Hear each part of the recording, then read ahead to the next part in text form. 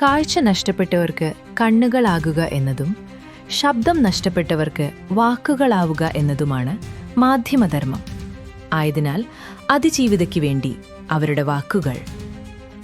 നിയമത്തിന്റെ മുൻപിൽ ഈ രാജ്യത്തെ എല്ലാ പൗരന്മാരും തുല്യരല്ല. ഈ കേസിൽ എന്റെ അടിസ്ഥാന അവകാശങ്ങൾ സംരക്ഷിക്കപ്പെട്ടില്ല. ഈ കേസിലെ ഏറ്റവും പ്രധാനപ്പെട്ട തെളിവായ മെമ്മറി കാർഡ് കോടതി കസ്റ്റഡിയിലുണ്ടായിരിക്കെ 3 തവണ അനധികൃതമായി തുറന്നുവെന്നും പരിശോധിച്ചുവെന്നും കണ്ടെത്തി.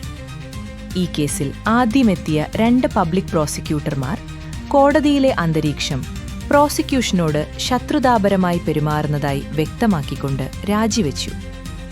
അവരിരുവരും എന്നോട് വ്യക്തിപരമായി പറഞ്ഞത് ഈ കോടതിയിൽ നിന്ന് നീതി പ്രതീക്ഷിക്കേണ്ടതില്ല എന്നാണ്.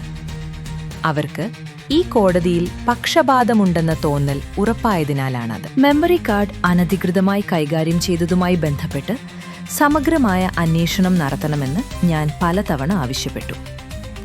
എന്നാൽ അതുമായി ബന്ധപ്പെട്ട അന്വേഷണ റിപ്പോർട്ട് ആവർത്തിച്ചാവശ്യപ്പെട്ടിട്ടും നൽകിയിരുന്നില്ല. പിന്നീട് ഹൈക്കോടതി നിർദ്ദേശപ്രകാരം മാത്രമാണ് നൽകപ്പെട്ടത്. ഞാൻ ഒരു ന്യായമായ വിചാരണയ്ക്കായി ജഡ്ജിനെ മാറ്റണമെന്ന ഹർജിയുമായി ഫൈറ്റ് ചെയ്യുമ്പോൾ പ്രതിഭാഗം ഇതേ ജഡ്ജി തന്നെ ഈ കേസ് തുടർന്നും പരിഗണിക്കണം എന്ന ആവശ്യവുമായി ഹർജിയിൽ കക്ഷി ചേർന്നു. ഇത് എന്റെ സംശയങ്ങൾക്ക് ബലം നൽകുന്നതായിരുന്നു. എന്റെ ആശങ്കകളും അനുഭവങ്ങളും അറിയിച്ച് ബഹുമാനപ്പെട്ട രാഷ്ട്രപതിക്കും ബഹുമാനപ്പെട്ട പ്രധാനമന്ത്രിക്കും ബഹുമാനപ്പെട്ട സുപ്രീം കോടതി ചീഫ് ജസ്റ്റിസിനും എനിക്ക് കത്തുകൾ അയക്കേണ്ടതായും വന്നിട്ടുണ്ട്.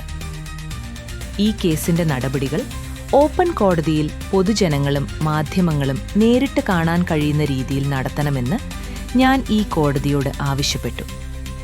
എന്നാൽ ആ അപേക്ഷയും തീർത്തും നിഷേധിക്കപ്പെടുകയായിരുന്നു.